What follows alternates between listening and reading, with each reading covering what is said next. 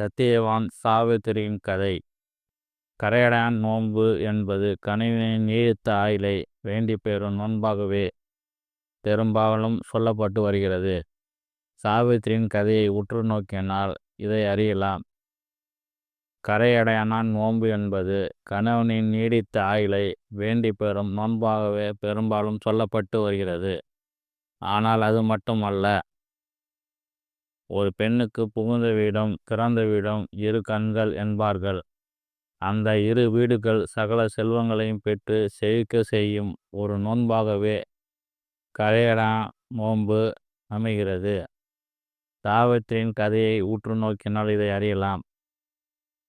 துய்ம தேசன் என்னும் சால்வ நாட்டு மன்னன் பகைவரிடம் போரில் தோல்வியுற்று காட்டில் தன் மனைவி மற்றும் மகன் சத்தியவானோடு வாழ்ந்து வந்தார். சத்தியவான் பேரழகு கொண்ட ஆண்மகன்.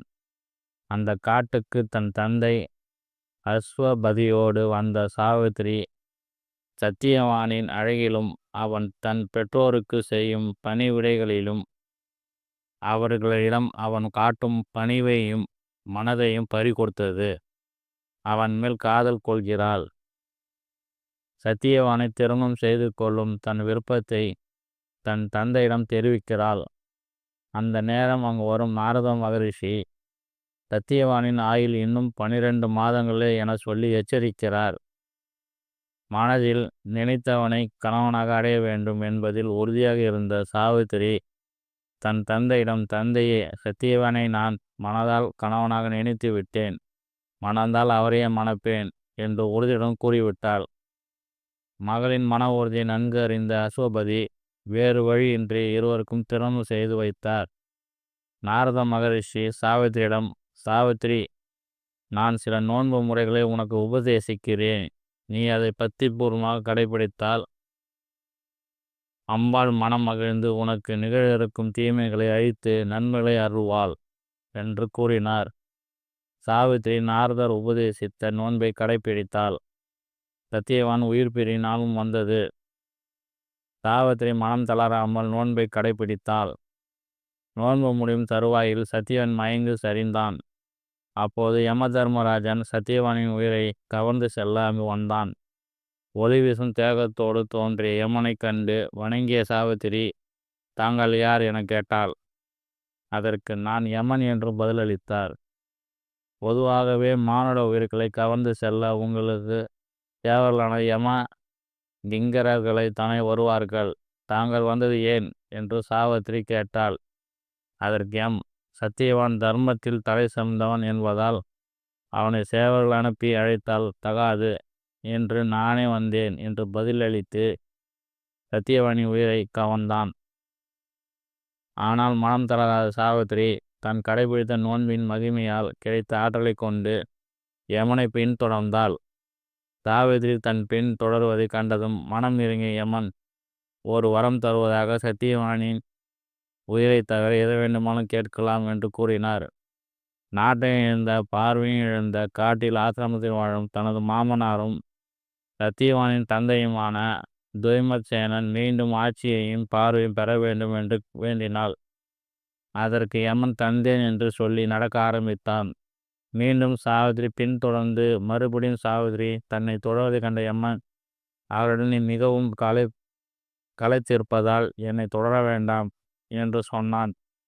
அதற்கு அவளோ, என் கணவன் இருக்கும் இடத்தில் நான் இருக்கும்போது எனக்கு எப்படி களைப்பு ஏற்படும் என்று பதிலளித்தாள்.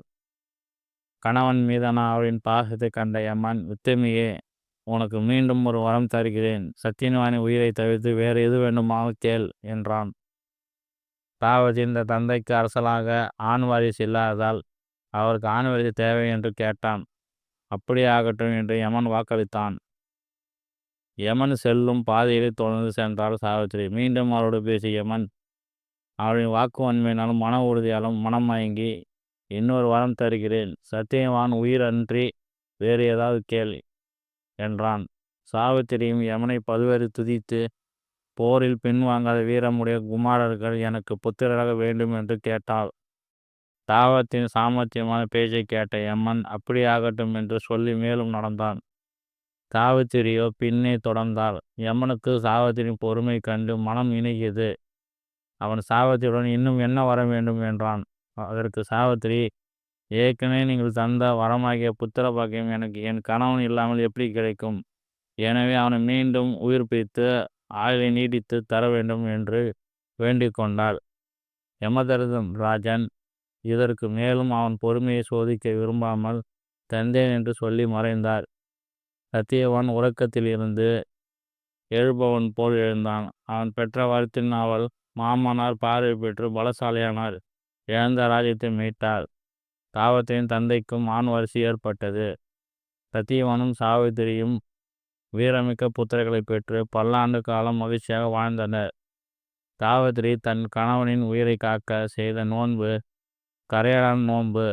இந்த நோன்பை பெண்கள் மேற்கொண்டு வேண்டிக் கொள்ள தீர்க்க சுமங்கலி பாக்கியம் மட்டுமின்றி புகுந்த வீட்டுக்கு பிறந்த வீட்டுக்கும் அனைத்து வளங்கள் கிடைக்க செய்யலாம்.